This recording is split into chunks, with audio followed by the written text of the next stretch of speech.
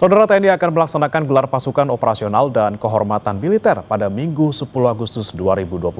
Di tengah upaya pemerintah yang memberikan kewenangan dan kekuatan militer semakin besar, bagaimana dengan supremasi sipil? Apakah dengan besarnya kekuatan militer akan melemahkan supremasi sipil? Kita akan membahasnya bersama dengan sejumlah narasumber yang sudah bergabung melalui sambungan daring, di antaranya Andri Yunus, Wakil Koordinator Bidang Eksternal Kontras, kemudian Oleh Soleh, anggota Komisi 1 DPR RI fraksi PKB, dan juga Prof. Muradi, Guru Besar Politik dan Keamanan Universitas Padjadjaran Bandung. Selamat pagi, Bapak-Bapak.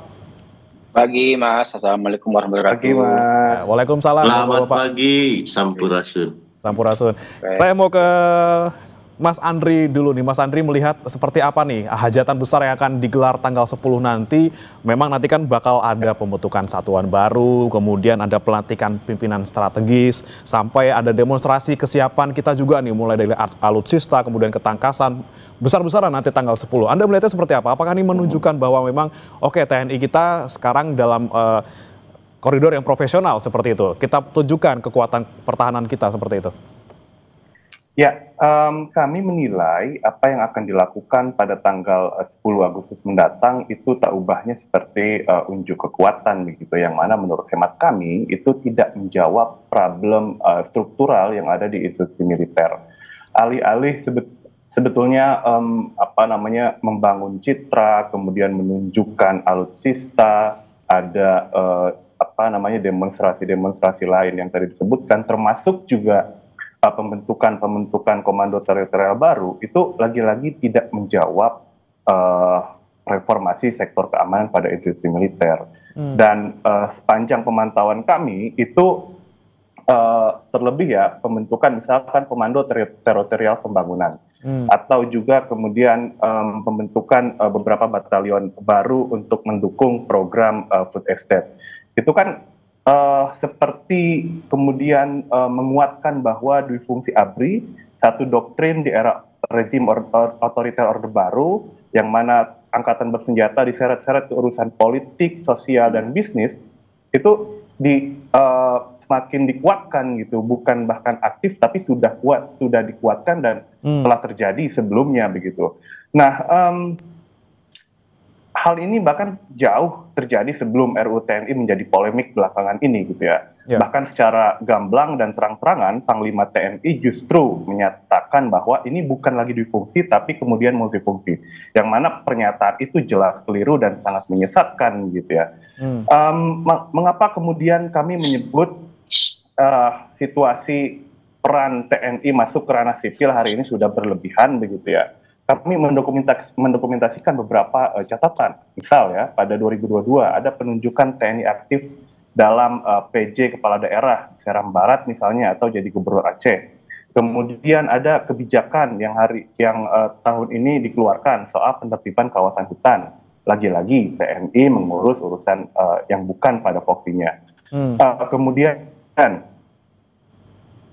tadi baik. Terdapat telegram Panglima TNI yang menyebutkan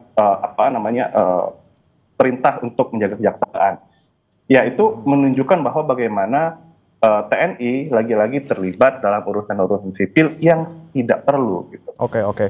Baik. Saya mau ke Prof. Muradi terlebih dahulu lagi. Prof. Muradi, ini kan Anda melihatnya seperti apa? Tanggal 10 nanti disebut oleh Mas Andri ini taubah sebagai bentuk membangun citra seperti itu. Di tengah memang peran militer yang kemudian secara terang-terangan ini semakin kuat diberikan oleh pemerintah.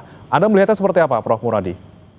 Ya, Mas. Yang pertama, ini pertama kali sebenarnya dalam menjelang 1 tahun Pak Prabowo itu terjadi konsolidasi internal TNI ya. Saya kira ini sesuatu yang secara prinsipil baik dalam konteks internal sebenarnya. Karena apa? Karena ini yang ditunggu oleh teman-teman di internal sebenarnya. Tapi poin kedua adalah show off-nya untuk apa? Itu pertanyaan yang kemudian disampaikan oleh Mas Andri. Apakah memang untuk kita bermasalah dengan Malaysia soal Ambalat misalnya gitu ya kira-kira? Atau ke yang lain? Itu yang kemudian poin pentingnya. Jadi kalau saya melihatnya memang ini adalah bagian positifnya adalah konsolidasi di internal mereka. Mudah-mudahan sih konsolidasinya bukan ke dalam ya, tapi ke dalam artinya inward looking, tapi outward looking, di mana kemudian kita mulai menata kelola misalnya perbatasan gitu, terutama perbatasan laut yang kita berkali-kali kita kemudian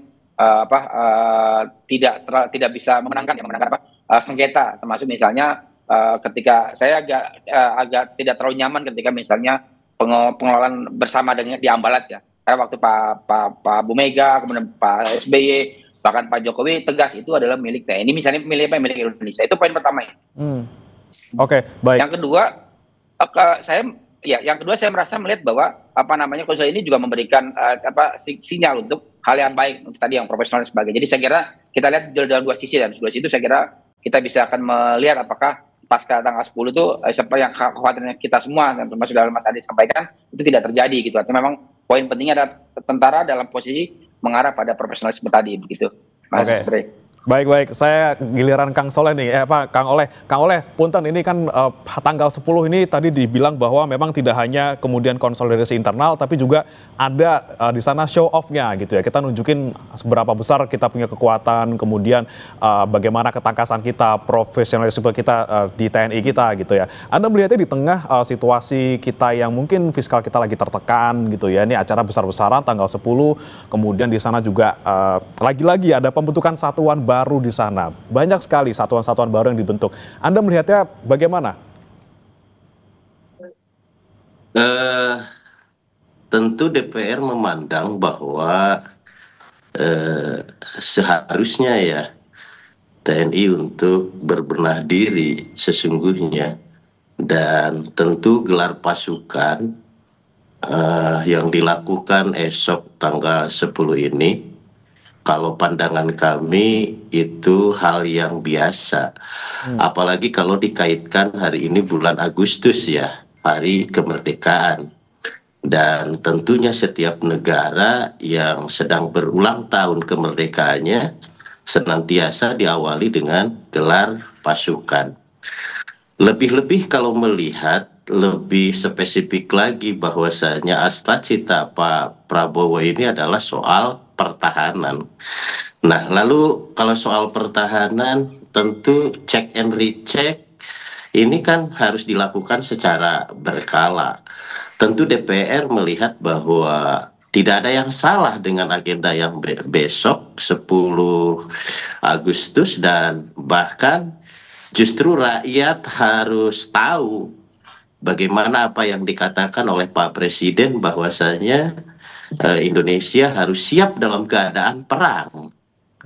Nah, lebih-lebih kalau misalkan kata tadi salah satunya seolah-olah quote and quote menghadapi situasi geopolitik ya yang sudah dekat, hari ini mendekat ke kita, barangkali ini perlu juga persiapan. Apalagi kalau misalkan soal hubungan bilateral dengan Malaysia yang tidak konsisten dengan pernyataan yang pertama hari ini soal Blok Sulawesi misalkan. Walaupun tidak arah ke sana lah, tetapi prinsipnya bahwa TNI harus diberikan ruang untuk mampu bersiap diri menghadapi situasi apapun dalam rangka melindungi NKRI. Oke, baik. Perlu ya sebenarnya kita show off gitu. Kita punya alutsista siap semua. Pasukan kita juga semuanya siap untuk menghadapi ancaman apapun. Kemudian saya mau ke Mas Andri lagi. Mas Andri, ini kita soroti lagi mungkin satu satuan yang kemudian akan dibentuk oleh TNI terkait dengan ini nih, Batalion Teritorial Pembangunan. Ya, ini kan rencananya akan di 514 kabupaten kota di wilayah Indonesia. Kemudian merekrut 24.000 pasukan dengan fungsi yang tidak hanya soal pertahanan nih. Ada di sana kompi produksi, kompi pertanian, kemudian kompi peternakan. Anda melihat seperti apa, Mas Andri? Apakah ini kemudian semakin mengarah ke arah tergabungnya ataupun bergabungnya militer ke ranah-ranah sipil? Ya, kami berpandangan bahwa pembentukan batalion teritorial pembangunan yang di dalamnya ada kompi-kompi yang tadi disebutkan itu jelas merupakan tanda-tanda dan fungsi ABRI. Bahkan artinya ketika nanti tanggal 10 ada pelantikan kan akan diresmikan begitu ya dengan komandan-komandannya begitu. Nah, itu semakin menguatkan bahwa telah terjadi di fungsi ABRI. Ingat, urusan-urusan yang berkenaan dengan pertanian, perkebunan, ya diserahkan saja kepada para petani kita yang juga tak kalah hebat gitu. TNI semestinya berada dalam koridornya untuk menjaga pertahanan dan keutuhan negara. Tadi juga disinggung oleh Kang Soleh.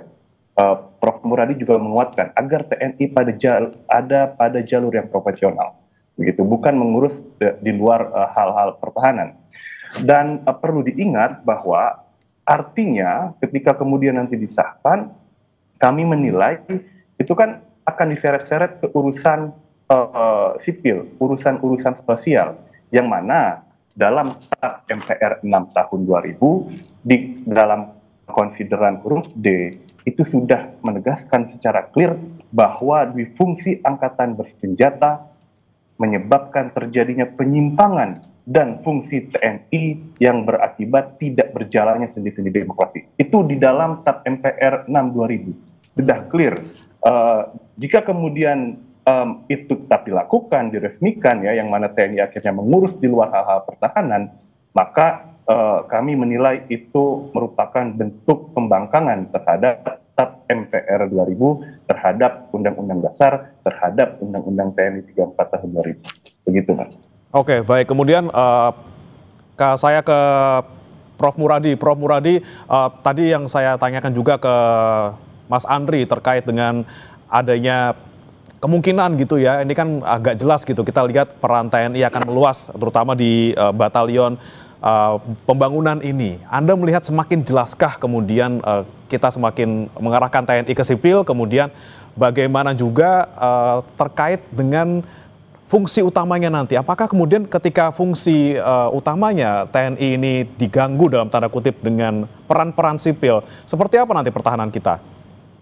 Ya, yang pertama saya katakan bahwa ini kan penyesuaian ya dari teman-teman di TNI maupun Kemhan. Kalau teman-teman mungkin Mas Andre, Kang Oleh Soleh itu kan udah ada perpres terbaru terkait dengan pengembangan organisasi di Kemhan ya, termasuk merespon soal intelijen negara, intelijen pertahanan, dan juga kemudian digital. Nah, yang kedua saya kira kalaupun kemudian dilakukan pengembangan, ada dalam skema misalnya sekuritisasi. Kalau isu-isu baru pasca perang dingin ada namanya isu sekuritisasi, di mana kemudian kelihatannya teman-teman TNI mau menyesuaikan itu. Tapi ada dua hal yang catatan saya penting, Mas Pri. Yang pertama adalah bahwa penguatan atau perkuatan TNI terkait dengan kerja-kerja non militer itu harus disertai dengan penguatan di level yang militernya.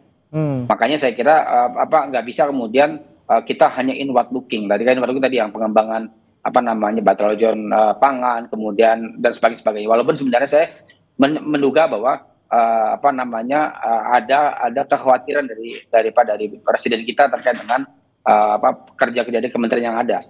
Kalau saya kan mengasumsikan bahwa batalion itu tidak perlu dibutuhkan hanya untuk stimulasi sebenarnya. Misalnya mendorong proses penguatan pangan, gizi dan sebagainya. Tapi itu kan kemudian menjadi besar karena ada klaim terkait dengan sekuritisasi tadi ada di mana kemudian militer tidak cuma urusan soal militer tapi juga misalnya urusan lingkungan sosial dan sebagainya.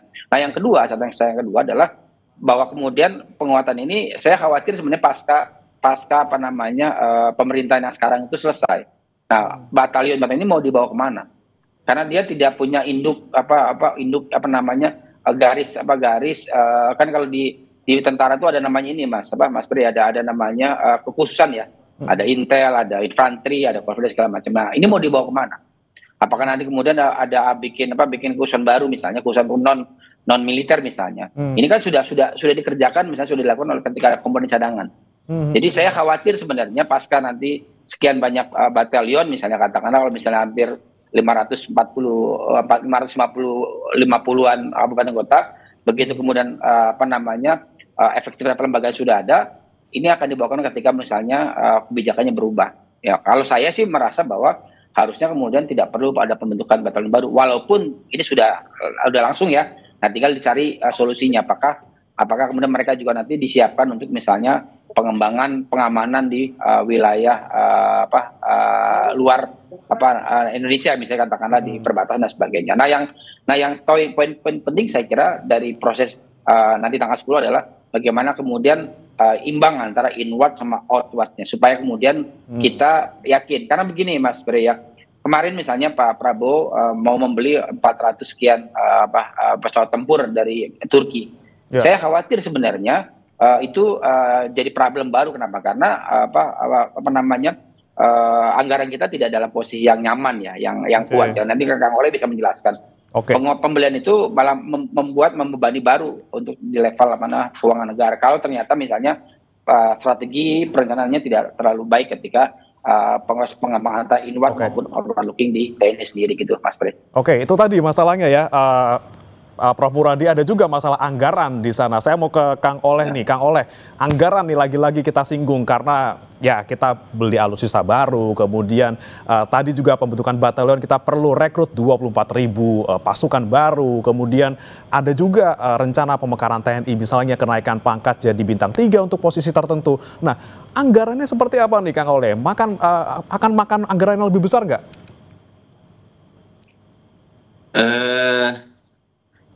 Sesungguhnya soal pertahanan ini yang direncanakan, tentu ini kan harus ideal sesungguhnya.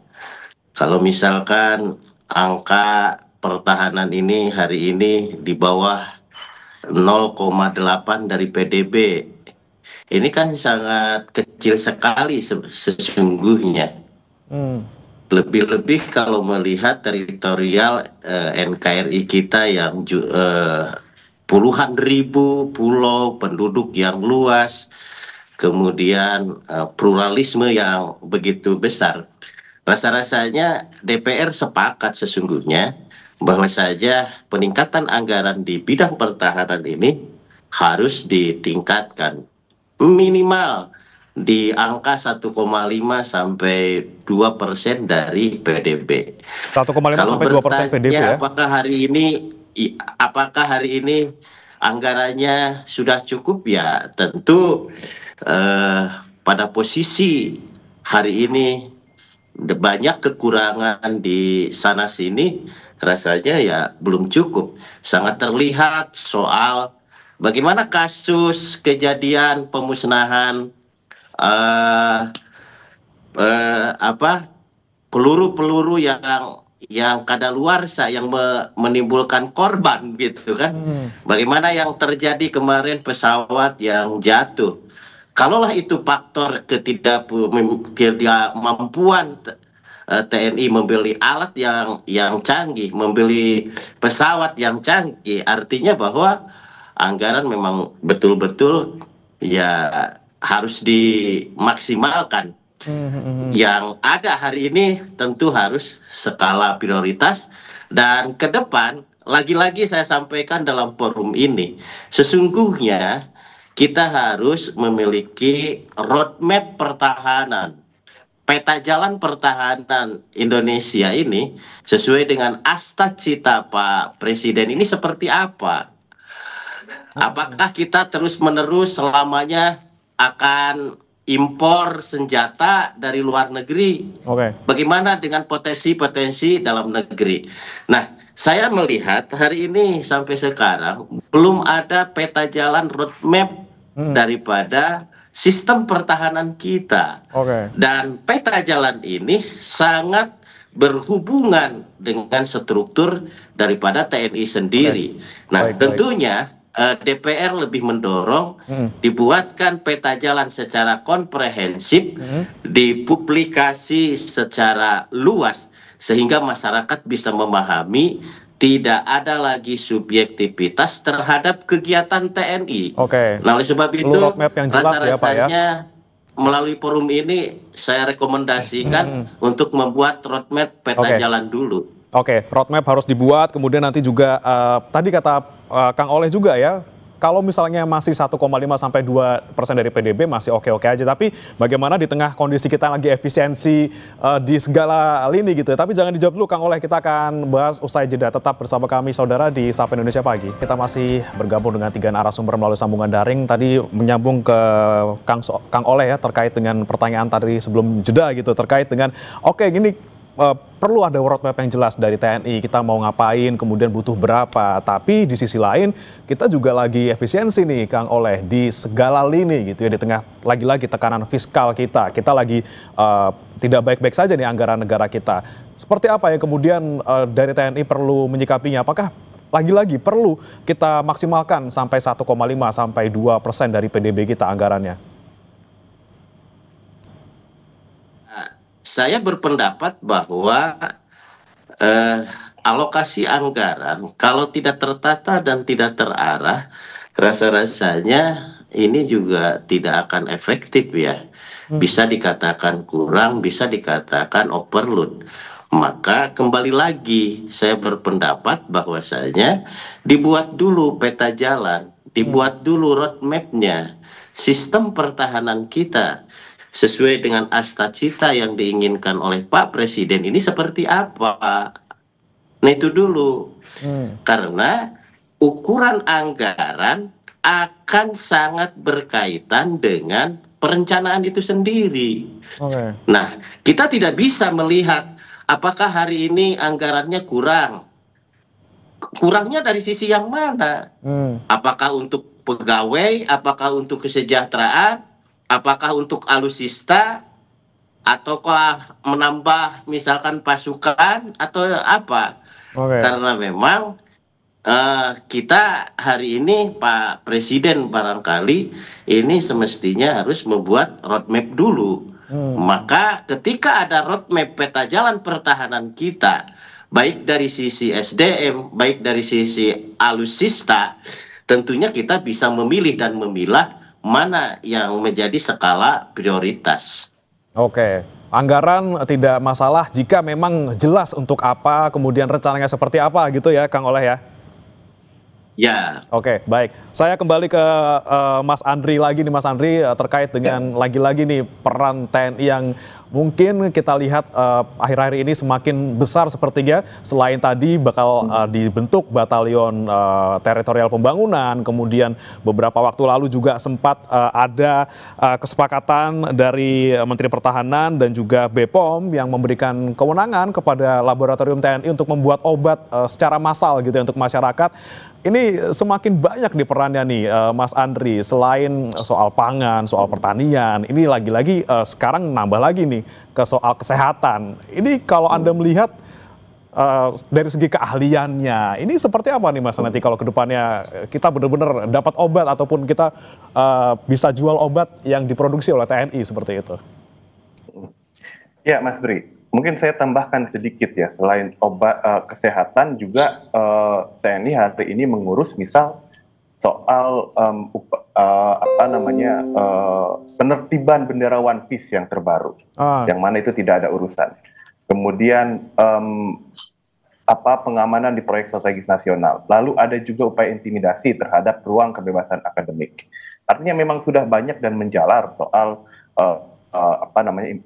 dui fungsi angkatan bersenjata dalam konteks ini TNI ke ranah sipil. Nah, perlu ditegaskan bahwa TNI sejak awal itu dididik, dilatih, dipersenjatai untuk perang, untuk melawan ancaman dari yang mengancam kedaulatan dan keutuhan negara. Itu bukan kemudian untuk diterjunkan dalam urusan-urusan seperti kesehatan atau urusan-urusan lain yang berada di luar konteks mandat dari tugas dan kewajiban TNI. Kami menilai ketika kemudian itu dipaksakan akan terjadi inkompetensi terhadap pekerjaan-pekerjaan yang semestinya diserahkan atau dikerjakan oleh ahlinya.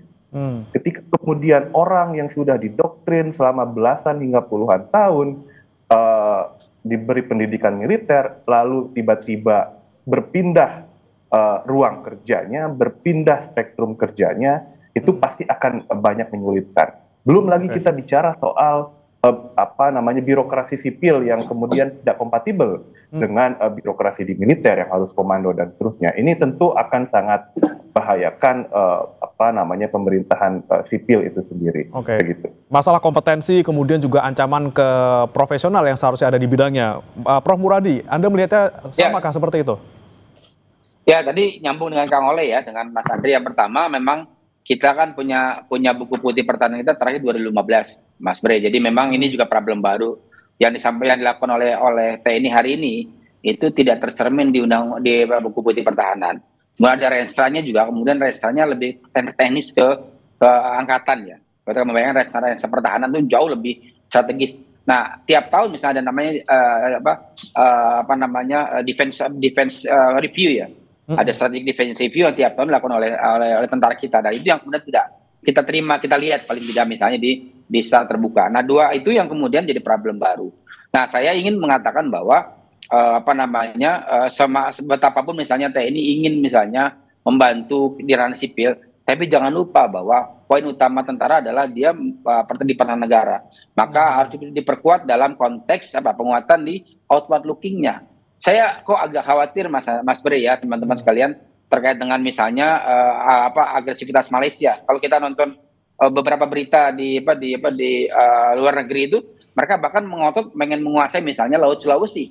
Itu menurut saya jauh lebih strategis kita untuk kemudian merespon itu. Misalnya begini, dulu Pak Jokowi misalnya ketika China agresif di Laut Cina Selatan, beliau di kapal perang, ya dia rapat ke kapal perang. Saya kira itu bagian penting untuk cyber. Nah, ini saya kira setelah di Batu Jajar harusnya mungkin nanti sebelum 17 Agustus nih, Kang Oleh, mungkin juga misalnya Pak Prabowo juga kemudian berlayar lah misalnya di Ambalat misalnya untuk kemudian mengatakan bahwa ini wilayah Indonesia. Karena di parlemen Malaysia itu mereka malah menginginkan Laut Sulawesi. Jauh lebih maju lagi saya kira itu. Jadi saya kira itu ini ya. Ada ancaman dan fokus yang seharusnya lebih bisa dilihat oleh pemerintah yang menjadi prioritas, seharusnya TNI lebih fokus ke sana daripada untuk fungsi-fungsi lainnya gitu. Tapi Prof. Muradi, saya juga ingin menanyakan kepada Anda terkait revisi Undang-Undang TNI yang kemarin sudah direvisi, tapi kemudian kok sepertinya dalam tanda kutip ini ada yang bilang formalitas doang nih, karena ujung-ujungnya ketika misalnya Kejagung kemudian dijaga TNI, ini dasarnya Perpres, kemudian pengangkatan Letkol Teddy misalnya dari jadi Seskap ini juga dasarnya Perpres lagi. Undang-Undang TNI sepertinya kemudian dikalahkan oleh Perpres untuk kemudian menguatkan menguatkan TNI ke ranah sipil. Anda melihatnya seperti apa, Prof?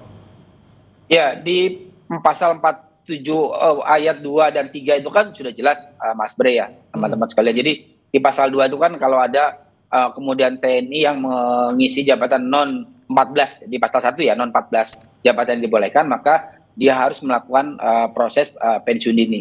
Itu yang kemudian tidak kelihatan. Kemarin misalnya di kasus Kalbulok, begitu naik pangkat malah berhenti, diganti baru. Itu yang saya kira jadi orang bertanya, loh, kan beliau sudah pensiun kok masuk lagi ke tentara. Artinya apa? Artinya buat saya negara atau pemerintah harus kemudian clear betul dengan pasal 47 ayat 2 itu. Nah, yang kedua tadi ada pasal 47 ayat 3, di mana kemudian permintaan dari lembaga ataupun kementerian. Nah, permintaan itu harus terbuka juga, bahwa misalnya katakan gini, tadi misalnya contoh yang paling mudah misalnya di Kejaksaan Agung ya. Saya termasuk yang sepakat dengan teman-teman Kejaksaan Agung bahwa ini adalah bagian dari objek vital negara. Tapi poin pentingnya adalah di sana ada pejabat militer yang mungkin mau tidak mau bisa kemudian secara direct meminta pengamanan terhadap Kejaksaan Agung. Karena ada Jamil kan di sana kan, Jaksa Agung muda militer yang kemudian memang memungkinkan mereka meminta untuk kemudian di pengamanan lembaganya. Itu poin kedua. Jadi memang untuk pasal 47 ayat 2 dan 3 itu harus clear betul. Saya kira kalau misalnya itu nggak clear, maka orang akan menegaskan bahwa betul undang-undang undang-undang TNI yang baru ini hanya untuk formalitas. Karena faktanya misalnya teman-teman yang kemudian menjabat itu tidak kemudian secara terbuka pensiun. Saya kira kayak Letkol Teddy ya harusnya kemudian secara prinsipil Kang Oleh. Saya mau ke Kang Oleh nih, Prof. Kita langsung tanyakan ke Kang Oleh, gimana nih pasal-pasalnya? Ini dibilang hanya formalitas karena ujung-ujungnya bisa diakalin juga dalam tanda kutip gitu.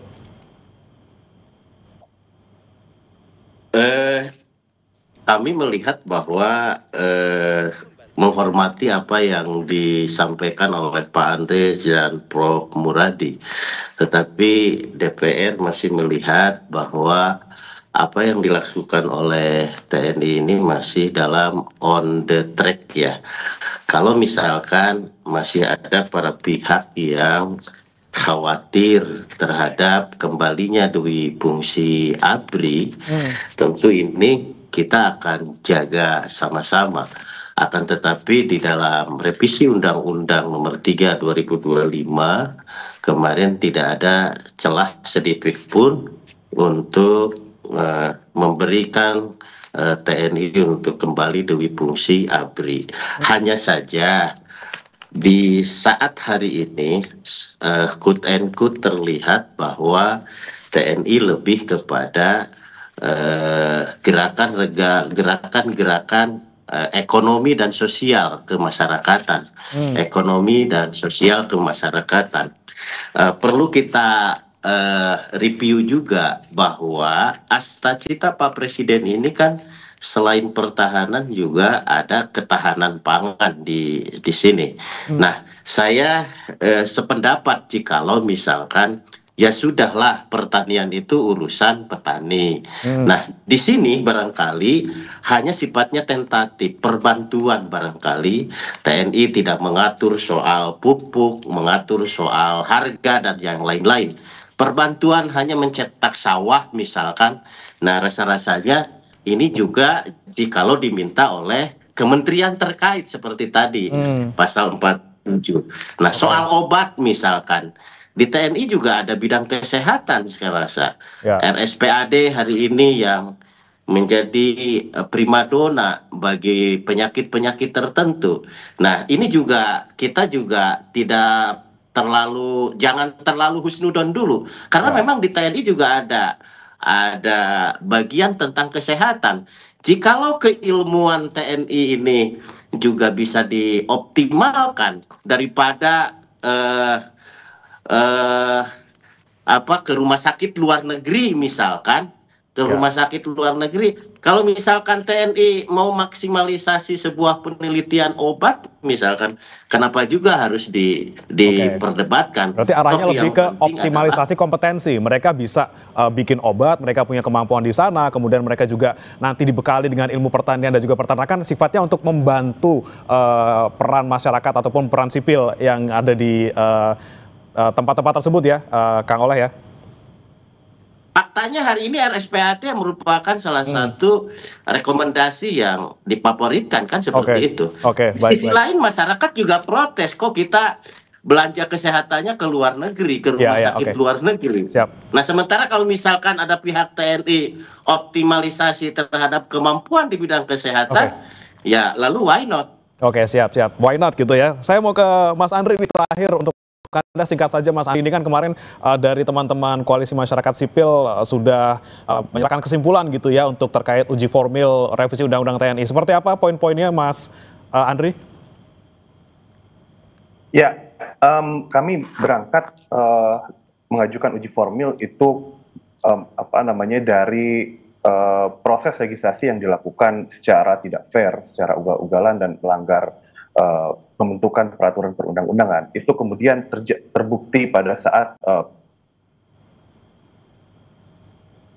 ya, Mas Andri. Nampaknya ada gangguan koneksi bersama dengan Mas Andri, namun kami bisa tangkap bahwa memang uji material ataupun uji formil sudah diserahkan kesimpulannya, tinggal menunggu keputusan dari MK. Saya terima kasih kepada bapak-bapak yang hari ini sudah hadir, Mas Andri, kemudian Kang Oleh, Prof. Muradi. Kita harapkan sekali lagi penguatan TNI, kita lihat nanti tanggal 10 seperti apa unjuk kekuatannya, namun lagi-lagi apa yang mereka lakukan mungkin di luar ranahnya, ini bisa membantu masyarakat, tapi lagi-lagi tidak ataupun jangan sampai mengganggu supremasi sipil. Terima kasih bapak-bapak sudah bergabung bersama kami di Sapa Indonesia Pagi hari ini. Selamat pagi.